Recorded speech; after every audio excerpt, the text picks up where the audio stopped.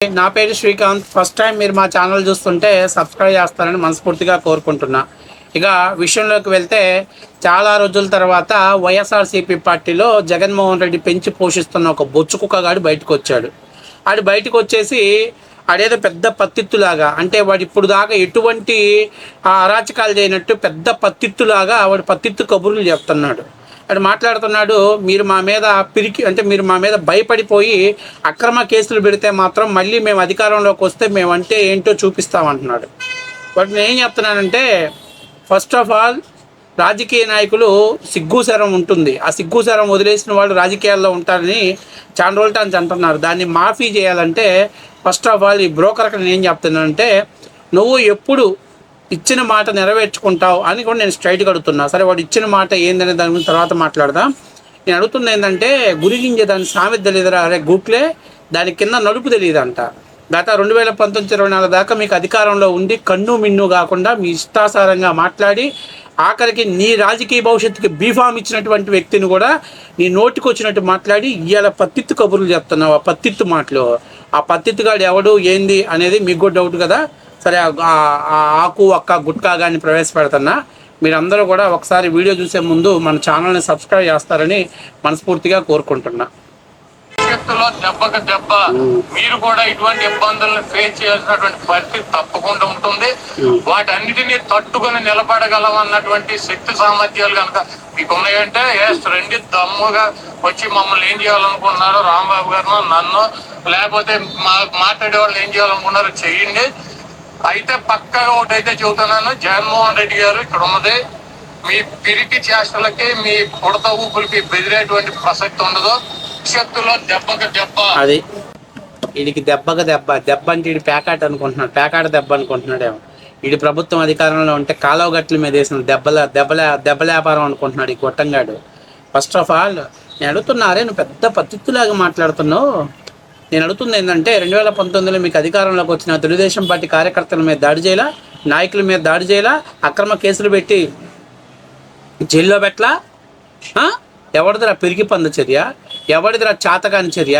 ఎవడరా చేతగానటువంటి మాటలు మాట్లాడింది? సన్న భీమి ఇరానంటే సన్న భీమి ఇమ్మంటే నీ అమ్మ మొగుడిమ్మన్నాడని సన్నాసి కోతలు కూసిన సన్నాసి వెదవా. నువ్వు చేతగానివి, మీ ప్రభుత్వం చేతగాని ప్రభుత్వం రా. ఎవరితో చేతగాని ప్రభుత్వం అని చెప్పి మాట్లాడుతున్నావు. గత 5 ఏళ్లలో నీకు బీఫామ్ ఇచ్చింది ఎవడరా? నీకు రాజకీయ భవిష్యత్తుకి బీఫామ్ ఇచ్చింది నీ అమ్మ మొగుడిచ్చాడరా నీకు బీఫాము. ఆ బీఫామ్ ఇచ్చినటువంటి నాయకుడినే నువ్వు తిట్టావురా నువ్వు. ఇటు రాజకీయాలలో పెద్ద పత్తిత్తులాగా నిన్నగాక మొన్న వచ్చినోళ్ళలాగా ఏమీ తెలియనటువంటి కక్కలాగా మీడియా ముందుకు వచ్చి మాట్లాడుతున్నాడు. ఒక పార్టీ అధ్యక్షుడు 14 ఏళ్ళు ముఖ్యమంత్రిగా చేసినటువంటి ఒక వ్యక్తిని అక్రమంగా అరెస్ట్ చేసి జైల్లో పెట్టారు. మీరేంటి మాట్లాడుతున్నారు? నువ్వేది పెద్ద పత్తిత్తులాగా కబుర్లు చెప్తున్నావు మీడియా ముందుకు వచ్చి? పత్తిత్తులాగా కబుర్లు చెప్తున్నావు. మీరు చేస్తే సంసారమా? మీకు తెలియదా? 2019-2024 చంద్రబాబు నాయుడు గారిని అరెస్ట్ చేసి జైల్లో పెట్టినప్పుడు, తెలుగుదేశం పార్టీ కార్యకర్తలను అరెస్ట్ చేసి జైల్లో పెట్టినప్పుడు, నాయకులను అరెస్ట్ చేసి జైల్లో పెట్టినప్పుడు, వాళ్ళ ఆస్తుల్ని కూల్చేసినప్పుడు మీకు తెలీదా? నెక్స్ట్ ప్రభుత్వం వస్తే నీ అమ్మ మొగుళ్ళని మీకు చూపిస్తాడని, సినిమా చూపిస్తామని అని తెలీదా నీకు? ఇలా పెద్ద పత్తిత్తులాగా మేమేం భయపడట్లేదు, భయపడకపోతే 2 సంవత్సరాలు ఎందుకురా మీడియా ముందు కనపడలేదు? ఎందుకు గుండెకి స్టంట్ వేసినట్టు ఒక బెల్ట్ వేసుకొని ఊరు వాడ తిరిగావు? పబ్లిసిటీ కోసం తిరిగావా? సింపతి కోసం తిరిగావా? ఈయన వదిలేస్తే వీడు మామూలు వ్యవహారాలు చెప్పడు. వీడు ఎన్ని కథలు చెప్పాలని కథలు చెప్తాడు ఈ గుడివాడ గాండుగాడు. వీడికి రాజకీయాలలో ఈరోజు తెలిసొచ్చింది రాజకీయాలలో ఇలా ఉంటాయని. కానీ పూర్తి ప్లడ్జ్డ్గా సినిమా చూపించకపోవటం కూడా లోకేష్ వైఫల్యం చెందాడని మాత్రం నేను ఒప్పుకుంటా. ఎందుకంటే ఇంకా ఈ నోరు అసలు లెగవకూడదు. 5 ఏళ్లలో నోరు లెగవకూడదు. ఆల్రెడీ మొన్న ఒకరిని చూసాం, గన్నవరం గాండుగాని చూసాం. అది మాట్లాడరా బాబు అని ఎవడో మైక్ ఇస్తుంటే పక్కకు నెట్టేస్తున్నాడు. అలాంటి భయాన్ని క్రియేట్ చేయాల్సినటువంటి బాధ్యత ప్రభుత్వం పైన ఉంది. నేను అడుగుతున్నది ఏంటంటే, గత 5 ఏళ్లలో మీరు తెలుగుదేశం పార్టీ కార్యకర్తల మీద అక్రమ కేసులు పెట్టారు, నాయకుల మీద అక్రమ కేసులు పెట్టారు. అలాగే సోషల్ మీడియాలో ప్రశ్నించినటువంటి తెలుగుదేశం పార్టీ సోషల్ మీడియా వాళ్ళ మీద కేసులు పెట్టి జైలుకు పెట్టారు. మీరేది ఇయ్యలేదు అసలు ప్రజాస్వామ్యబద్ధంగా పరిపాలన చేసినట్టు, మీకు ప్రజాస్వామ్యం తప్ప నుంచి ఇంకోటి ఏదో తెలియనట్టు మీరు మాట్లాడుతున్నారు. గత 5 ఏళ్లలో ఒక పార్టీ జాతీయ అధ్యక్షుడిని కూడా ఎటువంటి కారణాలు చూపించకుండా జైల్లో పెట్టినటువంటి గొట్టంగాడు మీరు. వీడు పెద్ద పత్తిత్తులాగా మీడియా ముందుకు వచ్చి మాట్లాడుతున్నాడు. మేమంటుంది ఏంటంటే జగన్మోహన్ రెడ్డి రేపు వస్తే మేము ఏదో సినిమా చూపిస్తానంటున్నాం కదా, మేము ఆల్రెడీ ఆ సినిమా ఏదో 5 ఏళ్ళ ముందులే చూసాం, అంతకంటే ఎక్కువ సినిమా ఏం చూపించరు. గత 5 ఏళ్లలోనే మీరు ఒక్కసారి రాజశేఖర రెడ్డిని చూపించమన్నారు, లేకపోతే నాన్నను మరిపిస్తామన్నారు, తల్లి చెల్లి అందరూ బజారు ఒకరు బయలు పట్టుకుని పోయి అందరి చేత మాట్లాడిపించుకొని ఓట్లు వేయించుకున్నారు. అమరావతి ఇక్కడే ఉంటుందని చెప్పారు, అభివృద్ధి చేస్తామన్నారు, అన్ని రకాల మాటలు చెప్పి మీరు ఓట్లు వేయించుకున్నారు. ఇవాళ రప్ప తెగ నరుకుతామంటున్నారు, ఎవడు కానడితో వాడి మీద దాడి చేస్తామంటున్నారు, రేపు మా ప్రభుత్వం వస్తే ఎక్కడున్నా చొక్కా పట్టుకొని తీసుకొస్తామంటున్నారు. ప్రజలు ఎట్లా ఓట్లు వేస్తారు? అభివృద్ధి చేస్తామంటే రోజు ఓట్లు వేశారు, వినాశనం చేస్తామని ఈరోజు ఆల్రెడీ ఒకసారి చూపించారు. మీరు అభివృద్ధి చేస్తామని అధికారంలోకి వస్తేనే వినాశనం చేశారు, ఇవాళ నాశనం చేస్తామని చెప్పి అధికారంలోకి వస్తే ఇంకా రాష్ట్రం ఉంటుందా? భారతదేశం మ్యాప్లో ఉంటుందా? కాబట్టి రాష్ట్ర ప్రజలు ఎవరు మీకు అధికారం లేరు. నువ్వు కలలు కంటున్నావు, నువ్వు అట్ట కలలు కంటానే ఉండు, ఖచ్చితంగా నీకు ఆ కళలు సాకారం చేసుకునే పరిస్థితి అయితే వైసీపీ పార్టీకి లేవు. అందులో ముఖ్యంగా నీలాంటి గుడిసైట్ అథవా నీలాంటి గాండుగాడి బయటకు వచ్చేసి నీతులు మాట్లాడితే ఆటోమేటిక్గా ప్రతి ఒక్క నోటు బూతులు వస్తాయి. ఎందుకంటే నువ్వు గత 5 ఏళ్ళు అధికారాన్ని అడ్డం పెట్టుకొని నీ ఇష్టాసారంగా మాట్లాడావు, నీ ఇష్టం వచ్చినట్టు మాట్లాడావు, ఎవరిని పెడితే వాడిని మాట్లాడావు.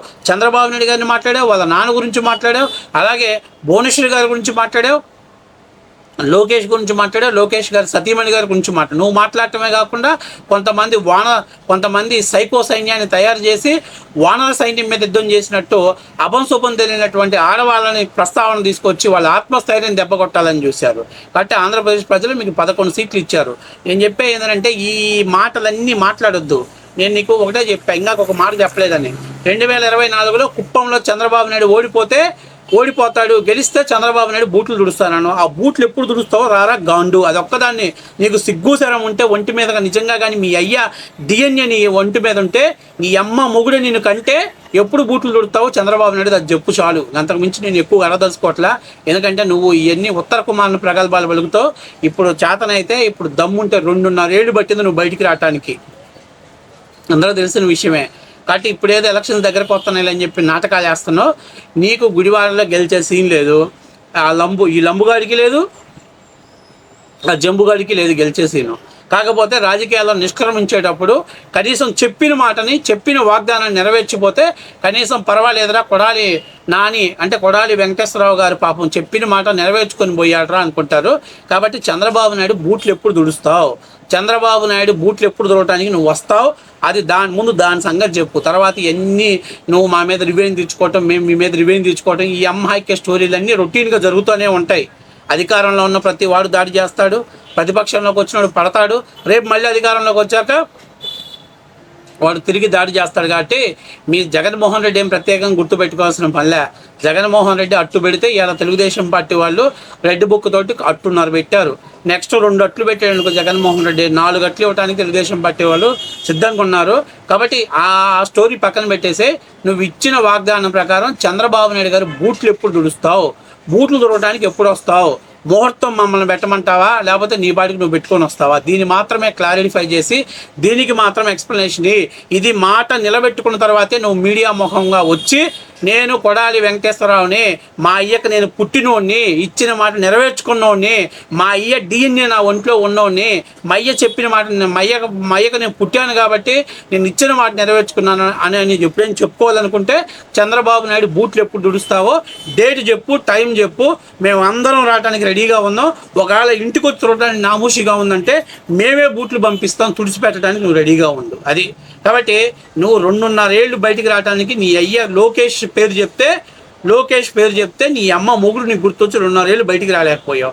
నువ్వు కూడా ఇలా మీడియా ముందుకు వచ్చి ఉత్తర కుమారుని ప్రగల్భాలు పలుకుతున్నావు. నన్ను అరెస్ట్ చేస్తావా, నానిని అరెస్ట్ చేస్తావా, రాంబాబుని అరెస్ట్ చేస్తావా? ఎందుకురా మీరు జైల్లో పెట్టినా కూడా జైలు కూడదు అన్నగా మీరు దేనికన్నా పనికి వస్తారా? బువ్వ వేస్ట్, బియ్యం బుచ్చిపోతానని బుట్టారు మీరు అంతే. అంతకు మించి మిమ్మల్ని అరెస్ట్ చేసి లోపల పెట్టినా మీకు పబ్లిసిటీ రాదు, సింపతి రాదు, అట్లాగని మీ పొలిటికల్ గ్రాఫ్ ఏం పెరగదు. ఎందుకంటే మీరు ఎంత సన్నాసులో, ఎంత చౌట దద్దమ్మలో, ఎంత చేతగాని అసమర్థులో రాష్ట్ర ప్రజలకు తెలుసు కాబట్టి మీ 11 సీట్లు ఇచ్చారు.